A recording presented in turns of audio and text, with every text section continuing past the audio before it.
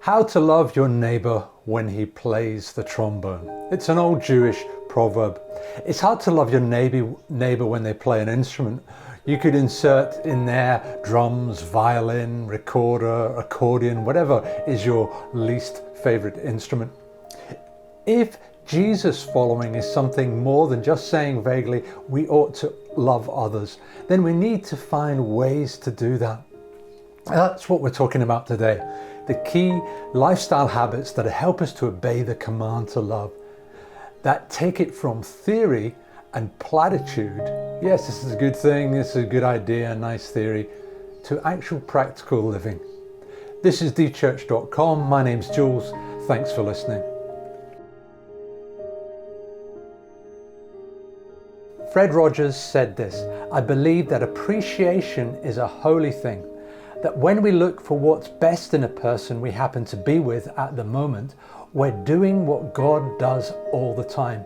So in loving and appreciating our neighbour, we're participating in something sacred. I think that phrase is so important, loving and appreciating. Sometimes we can love in a way that treats people as targets of our love. There's an old epitaph to a woman who was a bit of a meddler, and it goes like this: she lived for others, you could tell who the others were by the haunted looks on their faces. We mustn't love as though people are objects to be loved. Apart from being patronizing, it also places you in a position of power. Now I am going to love you, you subconsciously declare. And you may not say it in words, but you can smell the lack of integrity when somebody does that to you. The lack of genuine interest, the superiority, the perspective that sees the relationship as something that you want to gain from. A notch on your belt. They are the object, they are the target. So love in some people's hands can be a word that is misunderstood. Instead, Rogers, for us, adds the line love and appreciate. Because when we can see the good in others or things we like, that's when they will actually feel loved by us. In a sense, learning to spot the good and appreciating what is attractive in others is both the carrier and the forerunner of love.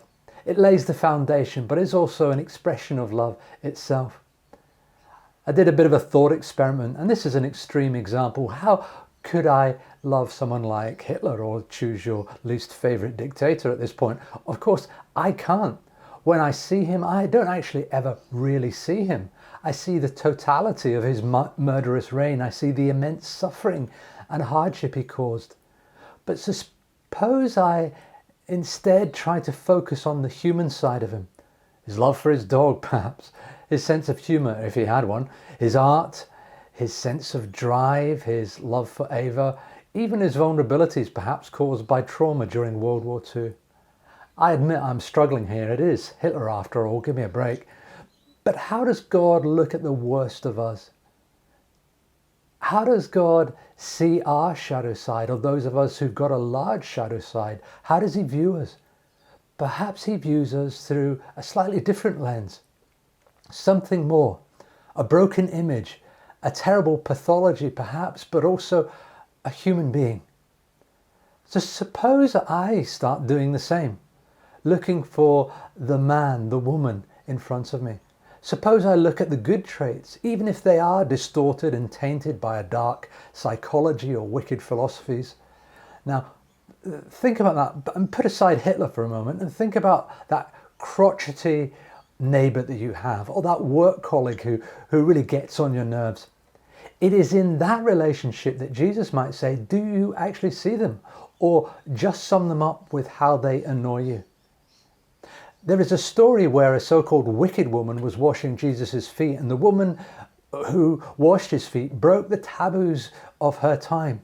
She was possibly a woman of ill repute, and all the religious types are judging her and expecting Jesus to do the same. Instead, he says, do you see this woman? Luke 7 verse 44. What a question. Do you see this woman? Do we really see that person? Do we read their story? Do we know what makes them tick? Or again, the story of the rich man and Lazarus, which is a brilliant parable. the paralyzed man begging at the gateway of the rich man. The rich man knew Lazarus's name, but he didn't see him. He went past him every day. What an indictment on that rich man. He knew his name, but he didn't see him.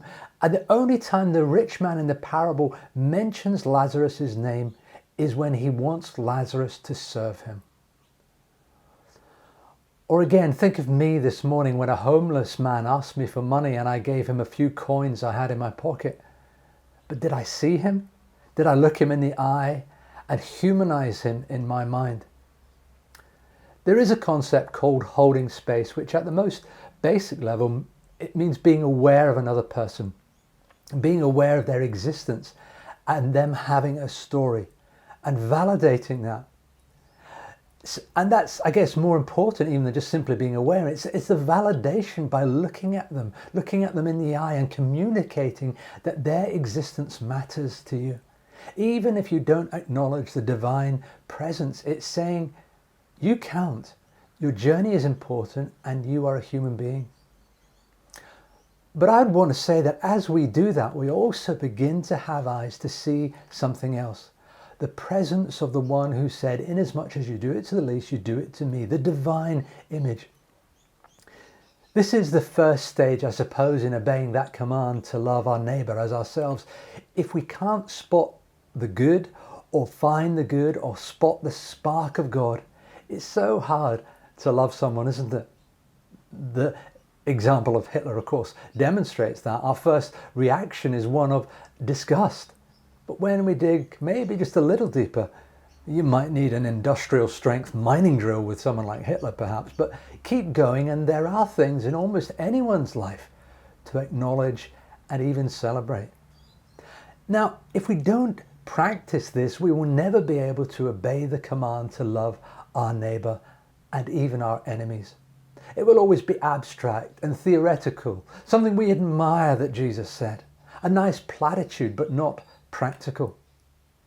Like the Peanuts cartoon that said, I love mankind, its people I hate. But learning to practice this habit of seeing people is a significant first step on that journey. And it's a habit that has to be built up over a very long period of time. Start learning to see that difficult person. Some people are, of course, like medicine bottles to us. They don't taste very nice, but they can do us some good. That's one level of relating. They annoy me, but perhaps it's making me more patient. But take it a step further.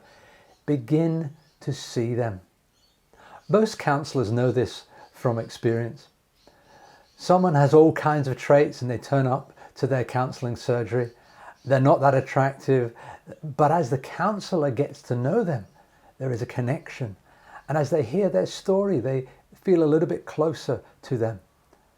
And this happens only as we deeply listen to another person, if we press in with them, if we look them in the eye, if we hear their story and say to them in unspoken ways, you matter, you are valuable. Noticing and pointing out to them perhaps the good you see. Hearing their story and the emotions that they express. Naming the positive. Now all of this will take us on a journey towards obeying the command to love. It will move it from the abstract and theoretical into your lived expression of faith. Jesus said this, ask yourself what you want people to do for you, then grab the initiative and do it for them. If you only love the lovable, do you expect a pat on the back? Well, run-of-the-mill sinners do that. If you only help those who help you, do you expect a medal? Garden variety sinners do that. If you only give for what you hope to get out of it, do you think that's charity? The stingiest of pawnbrokers does that. But I tell you, love your enemies. Help and give without expecting a return. You'll never, I promise, regret it. Live out this God-created identity, the way our Father lives towards us, generously and graciously, even when we're at our worst. You must be compassionate just as your Father is compassionate. Now next time we'll be talking about 3 ways to cement into our journey with Jesus a more welcoming kind of love. This is dechurched.com. My name's Jules. Thanks for listening.